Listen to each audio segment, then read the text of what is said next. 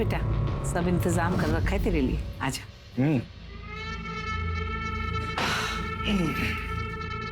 लक्ष्मी, संभाल कर रखिए। चांदनी, चांदनी बेटा।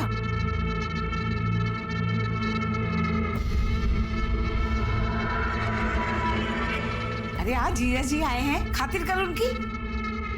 मैं पकौड़े बना के लाती हूँ। जी।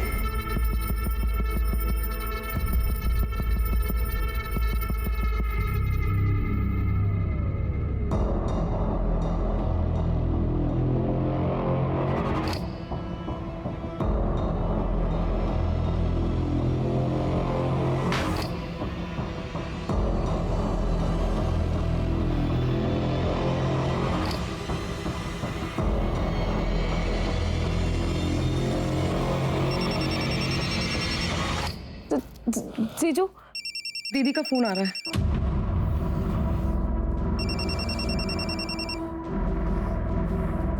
हाँ बोल। बोला था ना 2-4 दिन फोन मत करना। मुझे आरोही से बात करनी है। आरोही मेरे पास है।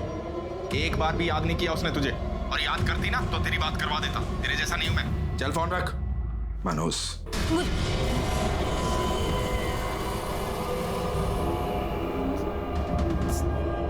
जीजू, आज नहीं, प्लीज जीजू।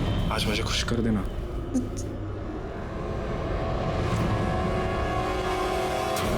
ये ईशा किडनैपिंग केस के बारे में कोई नया अपडेट? हमने ईशा की फोटो को सभी police station, highway police, railway station, bus stop और एयरपोर्ट के रोड पे सर्कुलेट किया, लेकिन कहीं से कोई लीड नहीं मिली। और लोकल किडनैपिंग गैंग के बारे में कुछ पता चला? सर, मैंने खबरियों से इन्फॉर्मेशन निकाली। ईशा के केस में किसी लोकल किडनैपिंग गैंग का हाथ नहीं है। सर, ये रही ईशा की मेड नीलू के कॉल रिकॉर्ड्स।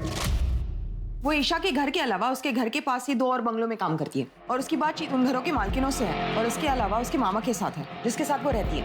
सर, बस ये एक नंबर है जिसपे उसकी दोपहर और देर रात लंबी लंबी बातें करती है। किसका नंबर है?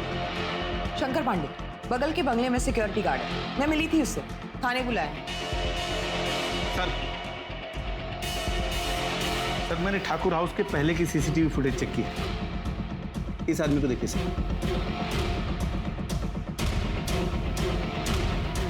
यही तो है शंकर पांडे। देखो नीलू, शंकर ने हमें सब सच बता दिया।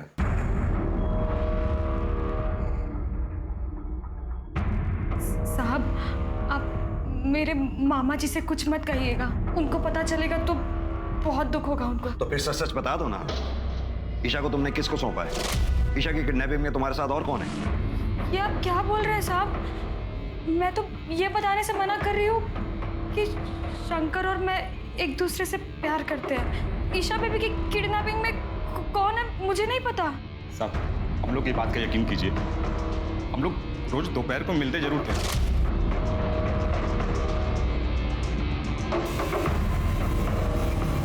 पर कल नहीं मिले थे। हम लोग गांव वाले साहब, हम लोग कहाँ किडनैपिंग करने जाएंगे? हम लोग कुछ नहीं किए।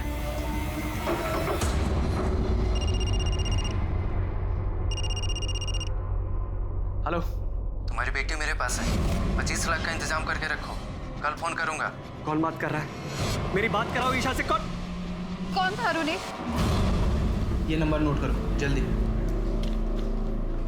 हेलो सर, अभी अभी ईशा के पिता अरुणेश ठाकुर को इस नंबर से फिरौती के लिए कॉल आया था। कॉलर कौन है? लोकेशन क्या है? कुछ पता चला उसके बारे में? सब्जी मंडी सेक्टर नंबर 23।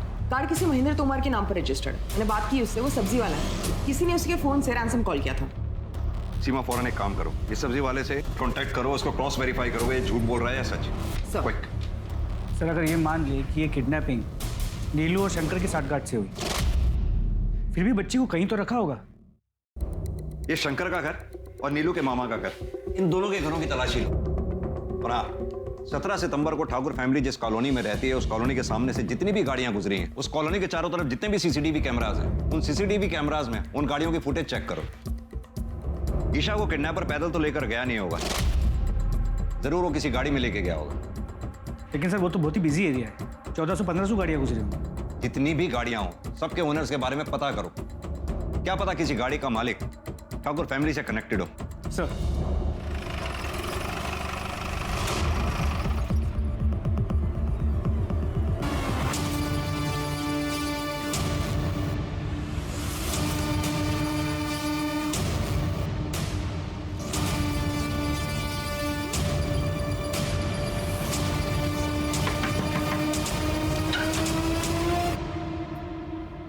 क्या हुआ साहब?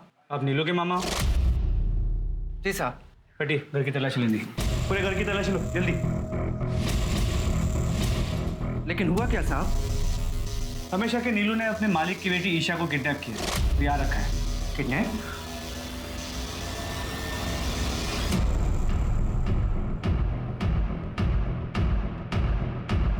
साहब बच्चे नहीं मिले।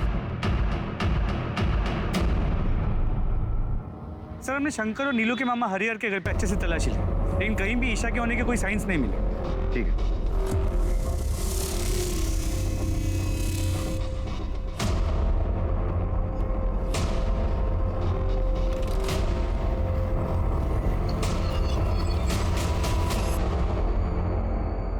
सर मैंने पता किया, वो सब्जी वाला जिसके फोन से रैंसम कॉल किया गया सालों से वहां पर सब्जी बेचता है। और सर उस एरिया में कोई सीसीटीवी कैमरा भी नहीं है जिससे कॉलर को आइडेंटिफाई किया जा सके। सर और एक बात, ईशा के स्कूल से एक नई बात पता चली है। क्या? वो अडॉप्टेड थी। सर हम दोनों एक वर्किंग कपल है। मेरा न्यूट्रिशन और सप्लीमेंट्स का काम है, बहुत ट्रैवल करना पड़ता है मुझे। और रूपम ब्यूटिशियंस और मेकअप आर्टिस्ट को ट्रेनिंग देती है, इसीलिए हमने एक बच्चा अडॉप्ट करने के लिए सोचा था।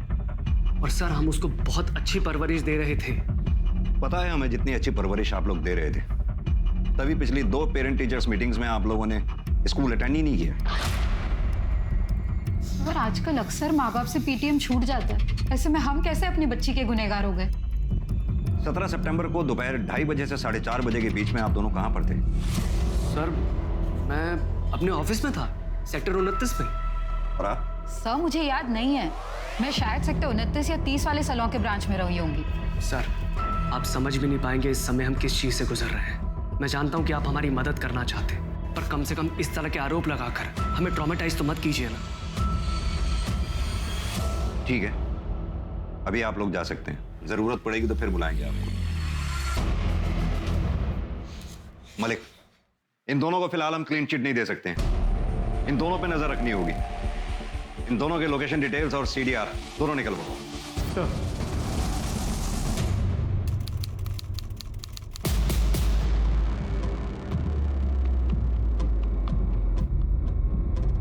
मैडम मुझे बड़े साहब से मिलना है।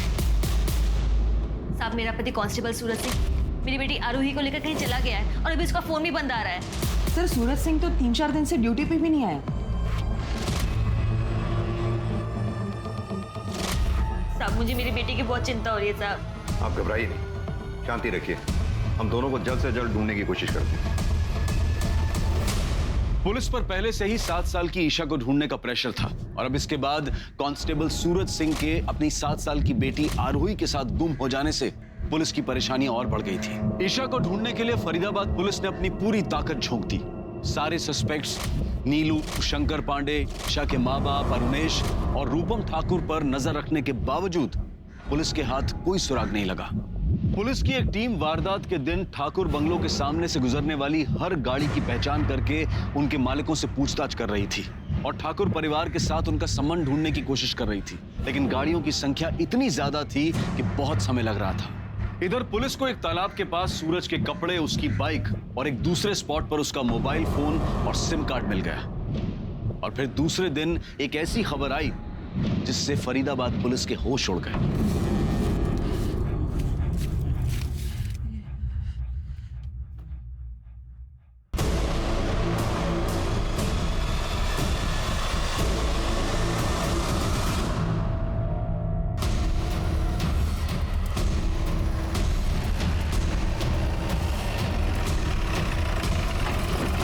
हुए भी काफी समय हो गया लगता है। दोनों बॉडीज बुरी तरह से डिकम्पोज हो चुकी हैं। ये फॉरेंसिक टीम और फोटोग्राफर्स को बुलाओ। सर। ये सूरज सिंह की वाइफ अनीशा सिंह को बुलाकर दोनों बॉडीज आइडेंटिफाई करवा दो और जितनी जल्दी हो सके दोनों बॉडीज को ऑटोप्सी के लिए भेज दो। सर। ये मनुष्य खुद तो मर गया, पता नहीं मेरी बेटी को कहां छोड़ गया।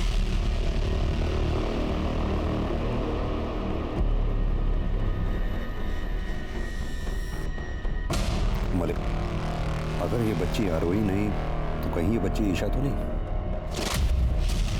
ईशा की मेड ने जो कपड़े बताए थे दोनों मैच करके देखो और आसपास के पुलिस स्टेशन में भी पता करो। अगर किसी छोटी बच्ची की मिसिंग कंप्लेंट है तो उनको भी इन्फॉर्म कर दो। और हाँ, अरुणेश और रूपम दोनों को यहाँ बुलाओ। सर। सीमा, निशा सिंह को जाने मत देना, उसे बैठा के रखो, पूछताछ करनी है। सर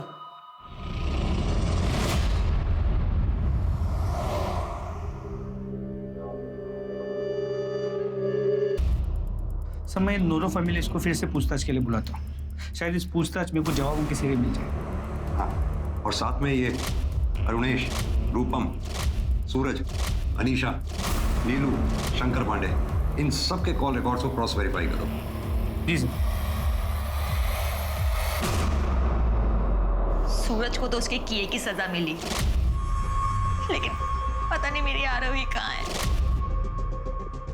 क्या किए की सजा मिली सूरज सिंह को? सूरज मुझसे रिश्ता। सूरज! थप्पड़ क्यों मारा? गनीमत है थप्पड़ मारा, जान से नहीं मारा। और तुझे तो मैं आज ही बुआ के घर छोड़ के आऊंगी। तेरा भला सोचा फुफेरी बहन है, घर के पास कॉलेज है, आने जाने में सुविधा होगी। और तू मेरे पति के साथ चल, चल। अनीशा मेरी बात सुन। मुझे तुमसे कोई बात नहीं करनी है। पता नहीं कब से चल रहा है ये सब। तू चल तू। उसके बाद मैं मायके चली गई, लेकिन मैं कुछ दिनों में वापस आ गई थी। मुझे लगा वो सुधर जाएगा, लेकिन साहब वो 3-3, 4-4 रातों तक वापस नहीं आता था और बोलता था कि मैं नाइट ड्यूटी पे हूँ और यहाँ मेरे बुआ के घर चांदनी के साथ पड़ा रहता था। तुम्हारी बुआ इस बारे में कुछ नहीं बोलती थी? सर, पुलिस वाले को कौन क्या बोलेगा। और सूरज तो हर किसी को हरी पत्ती दिखाकर खरीद लेता था। हमने सुना है तुमने कांस्टेबल सूरज के खिलाफ दहेज मांगने का आरोप लगाकर तलाक की याचिका दायर की। हाँ, तो उसने भी मुझ पर घर पे चोरी करने का इल्जाम लगाया था। साहब, जिस दिन मैं थाने आई थी सूरज को ढूंढने, ये बता 3 रात से कहाँ था? कौन होती है तू पूछने वाली? तब मैंने उसकी आंखों में देखा था, उसको बिल्कुल भी शर्म नहीं थी। मैं समझ गई थी कि सूरज के साथ मेरी जीवन रेखा यहीं समाप्त होती है। और इसीलिए तुमने सूरज सिंह की जीवन रेखा समाप्त कर दी। बड़ी सोची समझी साजिश के तहत तुमने अपनी बेटी आरोही को कहीं छुपा रखा। जरूर तुमने सूरज सिंह को ईशा के साथ दुष्कर्म करते हुए देख लिया होगा। उसी गुस्से में अगर तुमने सूरज सिंह को मार डाला।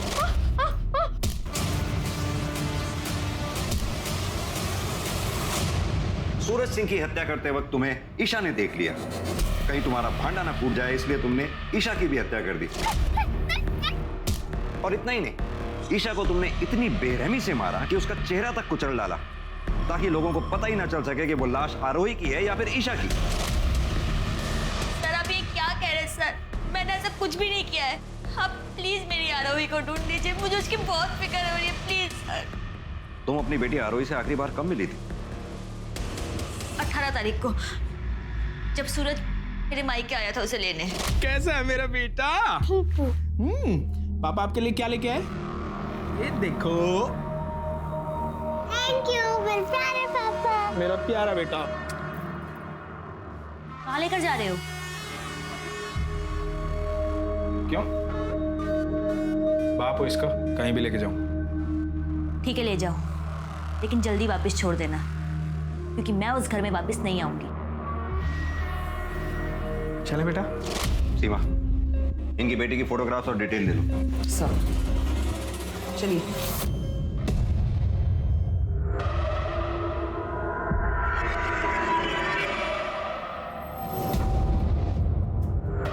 भैया, एक पैकेट दूध, चाय पत्ती, शक्कर और ब्रेड दे दीजिए।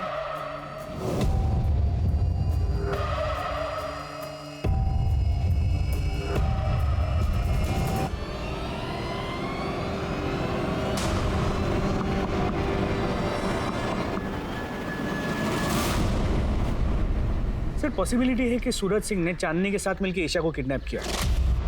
सूरज और चांदनी के बीच रैंसम मनी को लेकर कहा सुनी हुई। सूरज ने रैंसम का तो प्लान ड्रॉप कर दिया, लेकिन ईशा के साथ दुष्कर्म किया।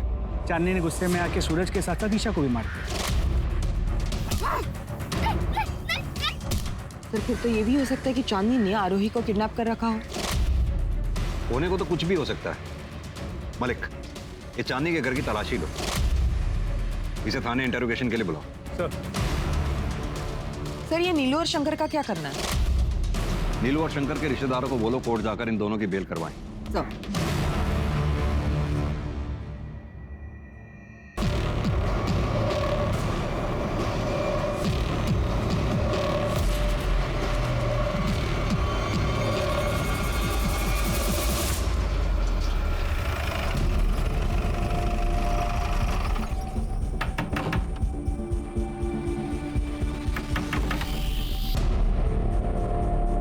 जी चांदनी चौहान का घर है। मेरी बेटी है वो। चांदनी का है, बुलाइए उसे। सब चांदनी को तो दिल्ली गए हुए 7 दिन हो गए। घर की तलाशी लो। लेकिन हुआ क्या है साहब? तुम कौन हो? मैं श्रवण, चांदनी दीदी मेरी बड़ी बहन है। अपनी बहन को फोन लगाओ, स्पीकर पर लगाओ।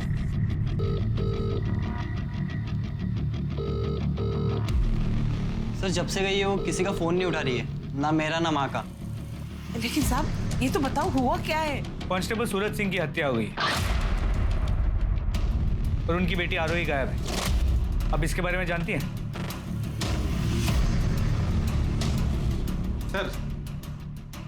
सर अंदर बच्ची तो नहीं मिली, पर ये मिला है। कितने पैसे? कहाँ से? साहब वो सूरज ने मुझे दिए थे संभाल कर रखने के लिए। लक्ष्मी संभाल कर रखिए। तेरी माँ सच बोल रही है? मुझे नहीं मालूम। ठीक है, मालूम कर दे। ले चलो थाने में। एक पुलिस वाले की बहन होकर इतनी नासमझी आप कैसे कर सकती हैं? एक तो सूरज सिंह की हत्या की खबर आ गई और ऊपर से हम इस बात से परेशान थे कि आरोही के साथ भी कहीं ईशा की तरह कोई अनहोनी ना हो गई। सर सूरज ने मुझे कसम दी थी, इसलिए मैं मजबूर हो गई थी। शीतल, आरोही को अपने पास रखना और कुछ भी खाने पीने का मांगे तो इसे दे देना।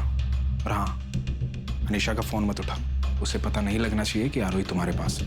ऐसा हुआ तो मेरा मरा मुंह देखोगे। 2-4 दिन अपनी बेटी से दूर रहेगी ना, तो पता लगेगा उसे औलाद से दूर रहने का दर्द क्या होता है।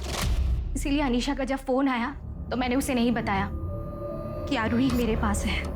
हमारी आखिरी बार अपने भाई सूरज सिंह से कब बात हुई थी?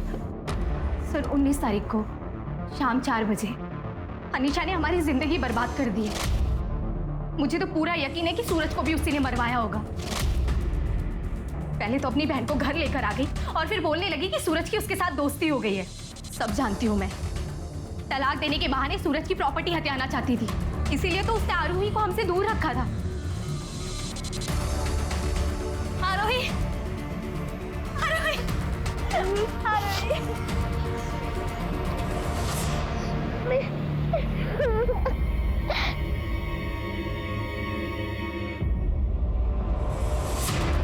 सर शीतल के बयान के बाद हम अनीशा को क्लीन चिट नहीं दे सकते और मुझे ये शीतल भी थोड़ी ओवर स्मार्ट लगती है। इस शीतल के कॉल डिटेल्स निकलवाओ। अपने आदमियों को बोलो कि अनीशा और शीतल दोनों पे नजर बना के रखें। सर मलिक, ये सूरज सिंह के लोकेशन रिकॉर्ड्स का क्या हुआ? सर कल तक आने के चांसेस है। एक बार सूरज के लोकेशन रिकॉर्ड्स आ जाए तो हमें सूरज के उस दिन का रूटीन का पता चल जाएगा और फिर हमारे लिए सूरज के कातिलों तक पहुंचना और आसान हो जाएगा।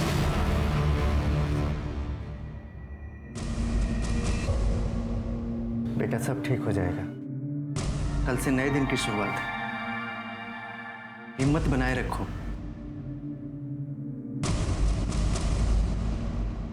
ये आप क्या बोले जा रहे हैं साहब? कौन ईशा ठाकुर? अच्छा, ये इस बच्ची का नाम है ईशा ठाकुर, जिसकी लाश हमें सूरज सिंह के साथ मिली है। मेरा यकीन कीजिए साहब, मैं सच कह रही हूँ, किसी को नहीं मारा मैंने। ये सच है। कांस्टेबल सूरज सिंह मुझसे मिला था। मैडम जी, फरीदाबाद में रोज 2-3 बच्चे किडनैप होते हैं, पर मिलते कहाँ? पुलिस के पास वर्कलोड पहले ही बहुत ज्यादा है। अब आप ही बताइए कि आपकी बेटी को ढूंढने में पुलिस एनर्जी क्यों लगाएगी? आप ही बताइए हमें क्या करना चाहिए? हमें बस अपनी बच्ची मिल जाए। समझदार हैं आप, इसलिए आपको फोन किया, आपके हस्बैंड को नहीं। बस 3 लाख रुपए था। मैं आपको दे दूंगी, आप अपने एंड से देख लेना। टेक नोट मैडम जी, सूरज सिंह की जुबान है ये। आपकी बेटी आपको सही सलामत मिलेगी। ये बात आपको हमें पहले बतानी चाहिए थी, जबकि सूरज सिंह हमारी टीम का हिस्सा भी नहीं था। मैं बताती सब, पर जब हमें ईशा के साथ साथ सूरज का मर्डर का पता चला तो हमने ये बात नहीं उठाई। आप लोग अभी जा सकते हैं। सर अब तो क्लियरली ये सूरज गुनहगार लग रहा है। उसे ईशा की किडनैपिंग का पता था। शायद उसी ने ईशा के साथ दुष्कर्म किया, किसी ने उसे देख लिया और उसे मार दिया। सर फिर तो मारने वाले ईशा के माँ बाप भी हो सकते हैं। सूरज ने रूपम ठाकुर से पैसे लिए थे, उसने बच्ची लौटाने के लिए उन्हें बुलाया होगा और फिर और ज्यादा पैसे मांगे होंगे। उन्होंने देने से मना कर दिया तो सूरज सिंह ने ईशा के साथ दुष्कर्म किया और उसे मार दिया होगा। और फिर गुस्से में आके अरुणेश ने या रूपम ठाकुर ने सूरज सिंह को मार दिया होगा। ये रूपम और अरुणेश, इन दोनों पे नजर बनाए रखो। मलिक, ये चांदनी चौहान का लोकेशन ट्रेस हुआ? जी सर, दिल्ली की लोकेशन है। तो दिल्ली के लिए फौरन रवाना हो। दिल्ली की पुलिस की मदद से उसे अरेस्ट करके लाओ। सर, सूरज सिंह और ईशा ठाकुर की पोस्टमार्टम रिपोर्ट आ गई। दोनों मौतें 19 सितंबर को 8:30 से 10:30 बजे के बीच में हुई। पर ये सूरज सिंह के पेट में अल्कोहल की मात्रा बहुत ज्यादा पाई गई। कमाल की बात है सीमा, सूरज सिंह के सर पर हत्यारे ने 2 बार वार किया। पहली बार किसी भारी डंडे से, फिर थोड़ी देर बाद किसी लोहे की भारी चीज से। सर यानी कातिल ने सूरज सिंह को एक बार मारा, वो मरा नहीं तो दोबारा वार किया। सीमा, तुम्हारा शक सही था। ईशा के साथ दुष्कर्म हुआ। सर सीमेन ट्रेसेस के बारे में कुछ मेंशन है? मैंने सूरज सिंह का जो डीएनए टेस्ट करवाया था वो ईशा के प्राइवेट पार्ट से मिले स्किन सेल के डीएनए से मैच नहीं करता। सर यहाँ पर तो अपनी पूरी की पूरी थ्योरी उल्टी पड़ती है। यानी कि सूरज सिंह ने ईशा के साथ दुष्कर्म नहीं किया, हो सकता है उसके किडनैपर साथी ने किया हो और फिर झगड़े में दोनों को मार दिया हो।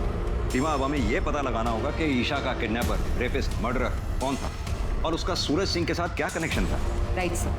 वो उन गाड़ियों के बारे में जो मैंने पता करने के लिए कहा था, जो ठाकुर कॉलोनी के घर के बाहर से उस दिन गुजरी थी, कुछ पता लगा उनके बारे में? सर काम चल रहा है, लेकिन अब तक जितने भी व्हीकल ओनर से बात हुई है उनका ठाकुर फैमिली से दूर दूर तक कोई लेना देना नहीं है। बाकी जितने भी व्हीकल ओनर्स बचे हुए हैं उनकी भी जांच पड़ताल जारी रखो।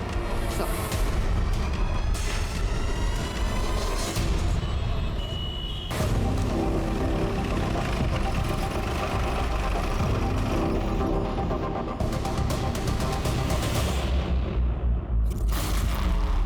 यहाँ पे कोई चांदनी है?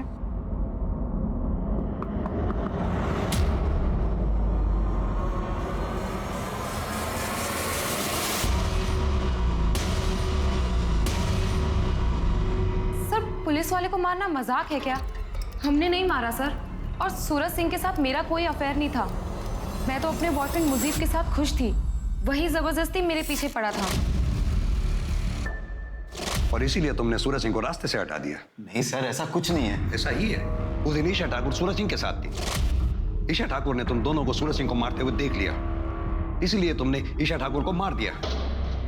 और इतना ही नहीं, उसे मारने से पहले मुझे तुमने उसके साथ दुष्कर्म भी किया। सर ये सरासर झूठ है। सर क्या बोल रहे हो आप? आपके पास क्या सबूत है? सबूत है ना, ये लोकेशन रिकॉर्ड्स, जिससे साफ जाहिर होता है कि 19 सितंबर की रात को तुम तीनों यानी कि सूरज सिंह और तुम दोनों की लोकेशन एक ही जगह थी।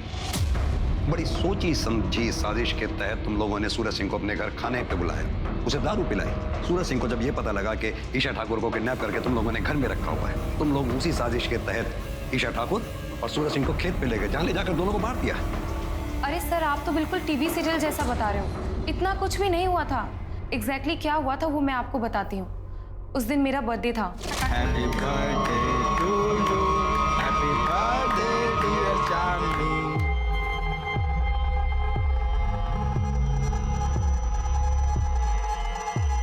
मुझे से तुझे पहले मिलवाना चाहिए था ना चांदनी। मैं दो प्यार करने वालों के बीच में नहीं आता। खुश रहो।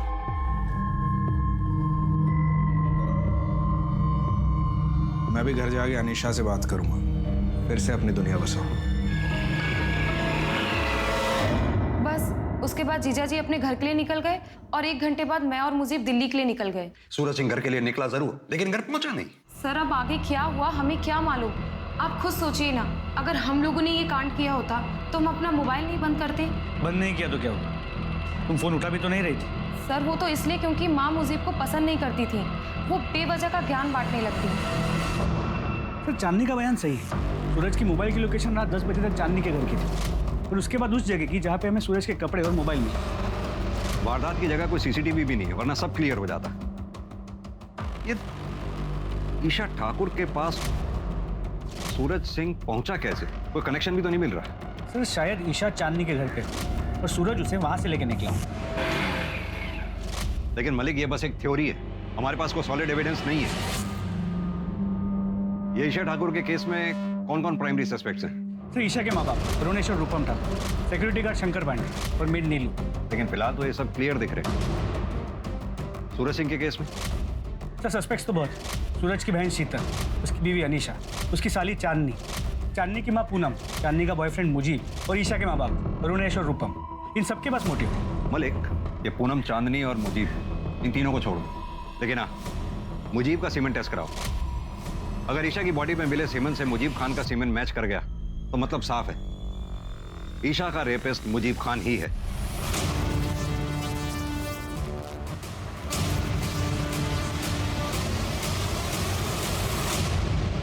110 दिन बीत चुके थे, लेकिन ईशा के किडनैपर्स, रेपिस्ट और कातिल का कुछ पता नहीं चला था और पुलिस ईशा और कांस्टेबल सूरज सिंह की लाश एक साथ एक जगह मिलने का कनेक्शन भी नहीं ढूंढ पाई थी। कांस्टेबल सूरज सिंह के कातिलों का भी कुछ पता नहीं चला था और फिर एक मामूली से केस की कार्यवाही के दौरान पुलिस के हाथ एक ऐसा अहम सुराग लगा जिसने इस केस को परत दर परत खोल कर रख दिया।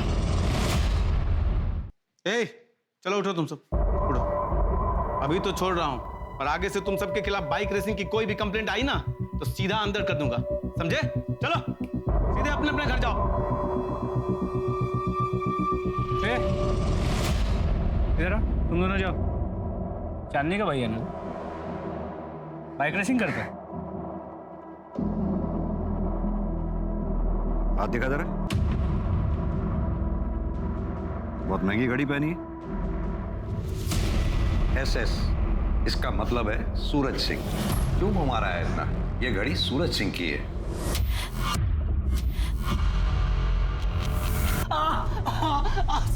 तेरे सूरज जीजा जी ने मरने के बाद ये घड़ी तुझे उपहार में दी थी? साहब बता। बता। साहब मुझे सूरज जीजा जी की घड़ी, बाइक, मोबाइल और कपड़े ठिकाने लगाने का काम मिला था साहब। मुझे जैसा कहा गया था मैंने वैसा किया साहब।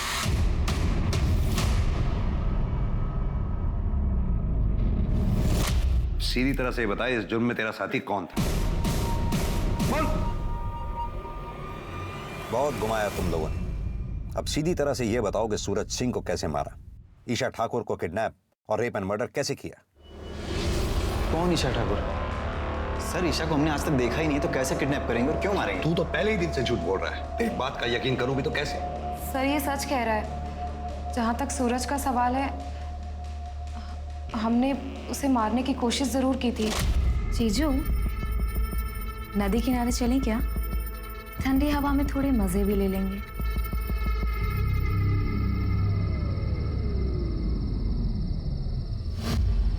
ये मुझे क्या हमारी रासलीला की वीडियो बनाएगा?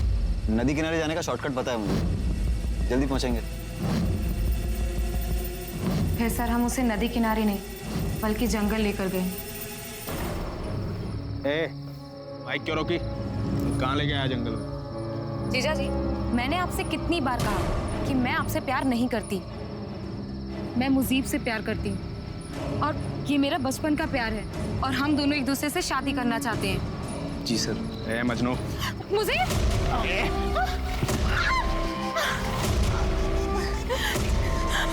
जीजा प्लीज लगा दे। और फिर हम फावड़ा लेके जंगल गए।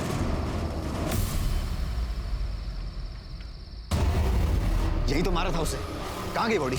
जल्दी ढूंढो उसे। अगर वो जिंदा बच गया ना तो हम मारे जाएंगे। सर हमने उसे बहुत ढूंढने की कोशिश की लेकिन वो कहीं पर भी नहीं मिला। हमें लगा शायद वो जिंदा बच गया है, इसलिए सर हम डर के मारे दिल्ली भाग गए। मलिक, जब तक ये दोनों सच ना बोले अच्छी तरह से कुटाई करो इनकी। सर हमारी टीम जब ईशा ठाकुर के घर के बाहर वाले रास्ते की CCTV फुटेज चेक कर रही थी तो सर ये मिला, ये टेम्पो। इसके मालिक के बारे में पता किया तो इसका कनेक्शन ईशा के घर वालों से। क्या कनेक्शन है? कौन है इस टेम्पो का मालिक? हाँ, तो ये सारा हंगामा तेरा खड़ा किया गया है।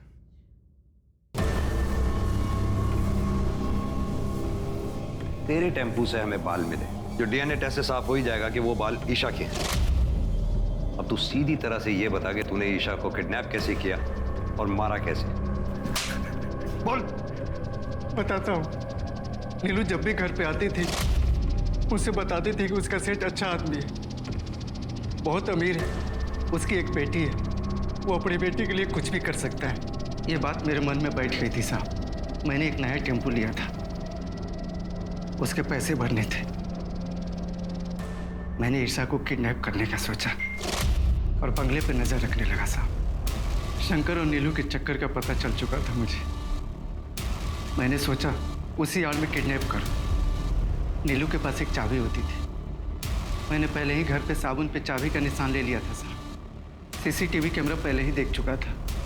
मैं बड़ी होशियारी से घर में घुसा और डंडे से कैमरा तोड़ दिया, फिर चाबी से दरवाजा खोलकर अंदर घुस गया साहब। पूनम चौहान, श्रवण चौहान और चांदनी का बॉयफ्रेंड मुजीब खान, इन चारों के खिलाफ अटेम्प्ट ऑफ मर्डर और सच छुपाने के जुर्म में केस दायर करो। जी सर। आज के समय में शायद कोई भी कभी भी धोखा दे सकता है, चाहे वो खून का रिश्ता हो या फिर मामूली जानकार, पर सतर्क रहना ही अपराध से बचने की सबसे पहली सीख है। अब मैं अनूप सोनी आपसे विदा लेता हूं, फिर मुलाकात होगी क्राइम पेट्रोल सतर्क के ब्लैक हेडलाइंस अध्याय में एक और नए केस के साथ। और याद रखें, क्राइम और आपके बीच में सिर्फ इतना फर्क है कि आप कितने सतर्क हैं। सतर्क रहें, सुरक्षित रहें।